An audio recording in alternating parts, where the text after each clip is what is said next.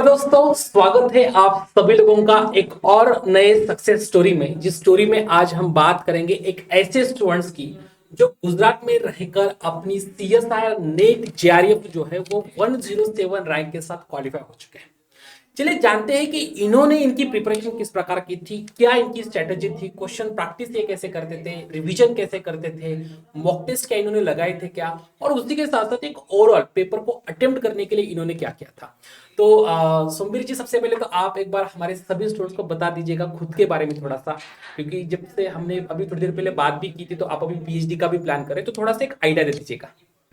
नमस्ते मनोज सर। अ, मेरा नाम सोमवीर है। मैं हरियाणा से नेटिवली हूँ और फिलहाल मैं गुजरात में रह रहा हूँ। यस। और मैंने सर मेरी post graduation university of Hyderabad से की है। और एमएससी में ही मैंने सोचा था कि जेआरएफ करना है, क्योंकि पीएचडी करनी थी। शुरू से यही मकसद था। मैंने सर मेरा एमएससी थर्ड सेमेस्टर में अटेम्प्ट दिया था, ओके। लेकिन उसमें मैं जेआरएफ से रह गया था। मैं 0.75 मार्क्स से रह गया था। ओके। और फिर सर फोर्थ सेमेस्टर के बाद मैंने फिर दिया था और फिर से मैं 2 नंबर से रह गया था। ओके। तो मैंने 2 बार नेट क्वालिफाइड था, लेकिन जेआरएफ नहीं हुआ था। ओके। और इस बार मैंने फिर से एग्जाम दिया था और मैं बहुत स्ट्रेस में था, क्योंकि मार्क्स बहुत कम आए थे। हाँ। अ, लेकिन अच्छा ये हुआ कि सिर्फ मेरे अकेले के कम नहीं आए थे, बाकी सबके भी कम आए थे। पेपर टफ हकीकत में आया। बहुत मुश्किल था इस बार। जी। और कट ऑफ बहुत कम गई और इस बार मेरा हो गया और अच्छे मार्जिन से हो गया। यस। सर मैंने मेरी तैयारी जो की थी, तो सर एक हमारे प्रोफेसर थे, वो कहते थे कि आपको एग्जाम के लिए जो एक चीज होनी चाहिए आपके पास, एसएफएस होनी चाहिए। ओके। एसएफएस मतलब स्ट्रेस फ्री स्ट्रेटेजी। ओके। मतलब आपको पढ़ाई करनी है, लेकिन आपको स्ट्रेस नहीं लेना है, आपको एंजॉय करना है। बिल्कुल। और ये जो एग्जाम जो है सीएसआईआर नेट सर, ये बहुत इजी सा सब्जेक्ट है, इजी एग्जाम है। मतलब इतना टफ नहीं है कि कोई नहीं कर सकता है। आपको थोड़ी मेहनत करनी है, आपको अच्छे से स्ट्रेटेजी बनानी है, और आप इजीली इसको क्वालिफाई कर सकते हैं। और सर पहला ये है कि आपको ये आप जो एमएससी में पढ़ते हैं, यस।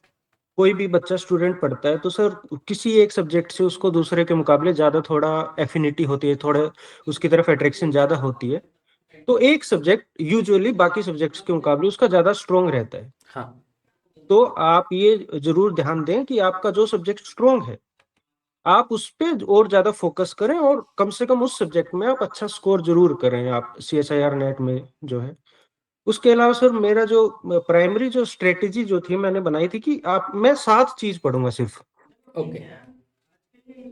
लीनियर अलजेब्रा, हाँ। क्योंकि सर बहुत मुश्किल नहीं आता है linear algebra. Calculus of variation, हाँ। Integral equation.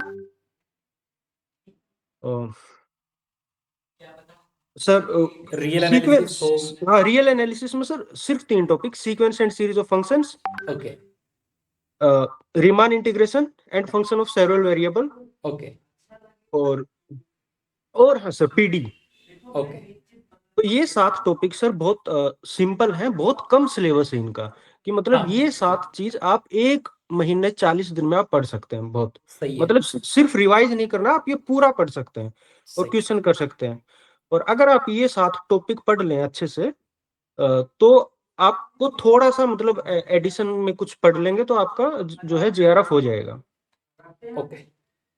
तो आपने 2 बार सीएसआर नेट एलएस क्वालिफाई किया है, ये और सर। उसके बाद अभी आप जेआरएफ क्वालिफाई हो गए। ये तो सर। सेम स्टूडेंट्स, जो स्टूडेंट्स हमें पूछते हैं सेम क्वेश्चन, हम मैं आपको पूछता हूँ कि आपको क्या फील हुआ कि जब आपने पहले 2 बार जेआरएफ नहीं क्वालिफाई हुए, एलएस हुए, और इस टाइम पे जेआरएफ क्वालिफाई हुए, तो कहां पर आपने पहले 2 अटेम्प्ट में कमी, मतलब क्या ऐसी चीजें की इस अटेम्प्ट के लिए जो पहले 2 बार नहीं की थी, और जिसकी वजह से इस टाइम आपको लग रहा है कि जेआरएफ मेरा हो गया है, और पहले 2 बार वो थोड़ी सी हमारी गलती हो गई जिसकी वजह से मेरा जेआरएफ नहीं हुआ था। हाँ सर।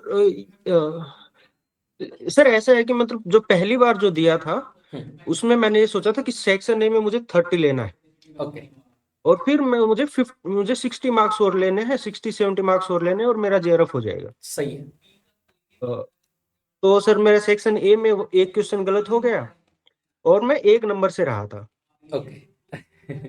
तो फिर से वही सोचा, और सर लेकिन मैंने कुछ सब्जेक्ट जो है मैंने नहीं पढ़े थे। फॉर एग्जांपल सर, मेरा अलजेब्रा कमजोर है, एब्स्ट्रैक्ट अलजेब्रा कमजोर है, रिंग थ्योरी और ग्रुप थ्योरी दोनों है, यस। और मेरा कॉम्प्लेक्स एनालिसिस भी कमजोर है। तो और सर मेरा उस टाइम पे मेरा रियल एनालिसिस भी कमजोर था। ओके।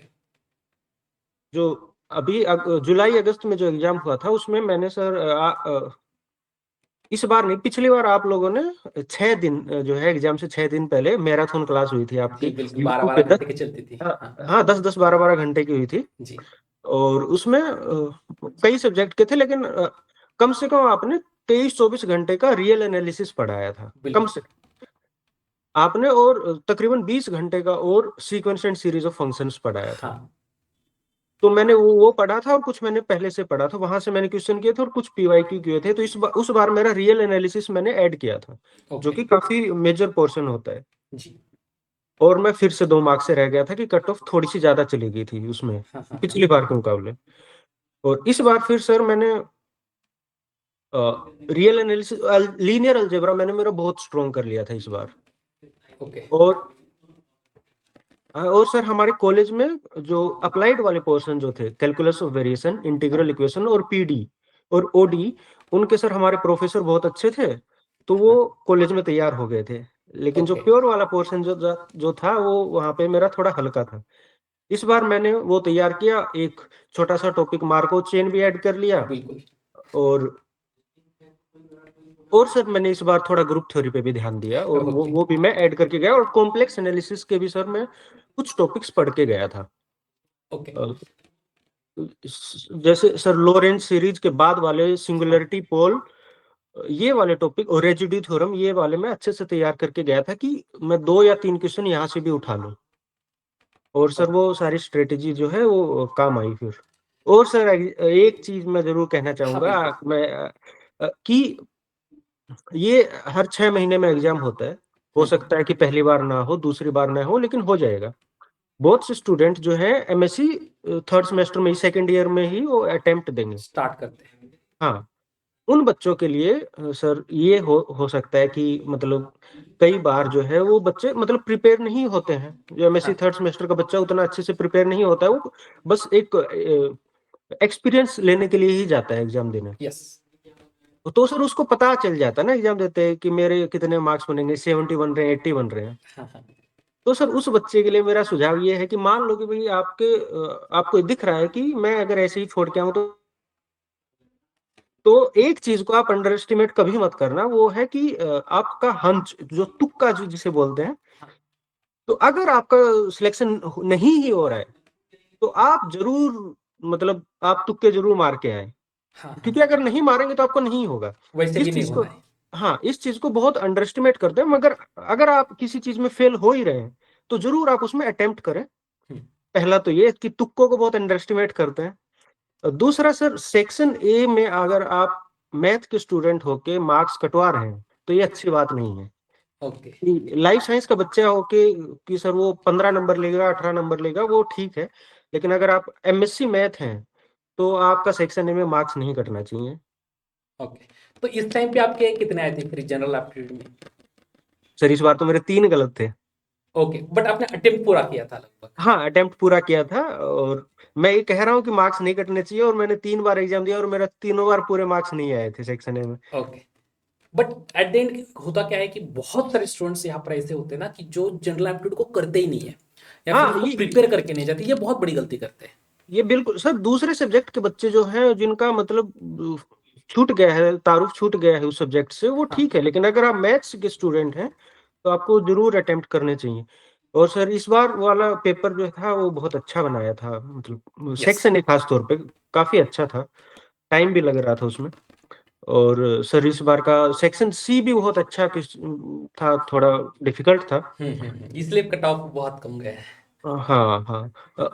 सर मैं बार बार कह रहा हूँ, 3 सब्जेक्ट आप अच्छे से पढ़ें, calculus of variation, integral equation और पार्शियल डिफरेंशियल इक्वेशन। क्योंकि सेक्शन सी में इन 3 सब्जेक्ट, छोटे छोटे सब्जेक्ट हैं सर, और बिल्कुल। इन 3 सब्जेक्ट से सेक्शन सी में कम 6-7 क्वेश्चन आते हैं। हाँ आराम से। और उन 6-7 में अगर आपने सोल्व कर लिया तो आपका आंसर गलत नहीं आता है। हाँ जैसे सर आप लीनियर अलजेब्रा का क्वेश्चन हो गया कोई, उसमें 4 ऑप्शन दे दिए और चारों ऑप्शन में अलग अलग कॉन्सेप्ट लग रहा है। Yes correct. आपको 3 कॉन्सेप्ट पता है, चौथा कॉन्सेप्ट नहीं पता, एक ऑप्शन आपका गलत रह गया। यस लेकिन ये जो क्वेश्चन होंगे 6-7 क्वेश्चन जो जरूर आएंगे, इनमें से या तो आपका क्वेश्चन नहीं बनेगा, लेकिन बनेगा तो आपका वो गलत नहीं होगा। तो अगर आपके 4 क्वेश्चन सही हो गए तो दैट इज बिग, सब 20 मार्क्स हो जाते हैं। और सेक्शन सी के एक एक क्वेश्चन जो है बहुत इंपॉर्टेंट रहता है, क्योंकि सर उसमें नेगेटिव ही नहीं जाता है। यस तो बहुत फिर जी जी बिल्कुल सर बोलिए। आखिरी बात सर, बहुत मतलब सब्र से आपको बैठना होगा। हाँ और ये है कि जैसे सर अभी वर्ल्ड कप चल रहा है, हाँ तो अगर टीम शुरू से ही देख के चलेगी कि मुझे 250 ही रन बनाने हैं, हाँ तो आप 120 पे भी ऑल आउट हो सकते हैं। बिल्कुल। लेकिन आप एक रियलिस्टिक टारगेट लेके चलें कि मैं अच्छी पिच है, अच्छी बैटिंग करूंगा, 170 180 बनाऊंगा, तो हो सकता है आप 210 220 भी बना लें। सही सही स्ट्रेटेजी बिल्कुल। तो आपको पहले 1-1.5 घंटे में बिल्कुल धीरज नहीं खोना है, आपको पूरा पेपर आपको पढ़ना है, पूरा अच्छे से करना है जितने हो जाए। और उसके बाद फिर सर जो है डेथ ओवर्स में आपको फिर बैटिंग करनी है धुआंधार, लेकिन शुरुआत विकेट्स में बचा आपको के। धीरज से करना है। यस। जो एक्स्ट्रा मार्क्स हैं जो सर वो बाद में स्कोर कीजिएगा।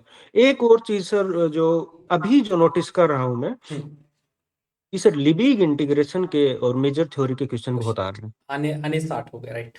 हाँ, और सर ये क्वेश्चन मुश्किल नहीं आ रहे हैं, क्योंकि ये इनिशियल फेज में आ रहे हैं। हाँ, तो ये अगर टॉपिक कोई तैयार कर सकता है, किसी ने एमएससी में अच्छे से पढ़ा है, तो ये बड़ी हेल्प होगी। क्योंकि अधिकतर जो बच्चे तैयारी करते हैं वो ये सब्जेक्ट नहीं पढ़ते हैं, नहीं करते क्योंकि राइट। इसका कंटेंट बहुत ज्यादा अवेलेबल नहीं है यस यूट्यूब पे और या फिर बाकी प्लेटफॉर्म्स पे जो ऑनलाइन कोचिंग वगैरह भी देते हैं सर।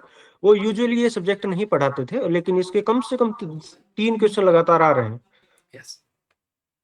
और गेट में भी आ रहे हैं सर। गेट में तो वो उनका एक फेवरेट टॉपिक बन जाता है। तो अभी अभी आपका आगे का प्लान क्या है, एक बार स्टूडेंट्स का बता सकते हैं इसके आगे क्या करने वाले हैं।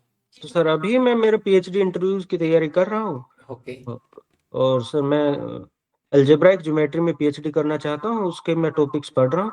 ओके। और सर मैं अभी इंटरव्यूज दूंगा जहां भी एप्लीकेशंस आएंगी।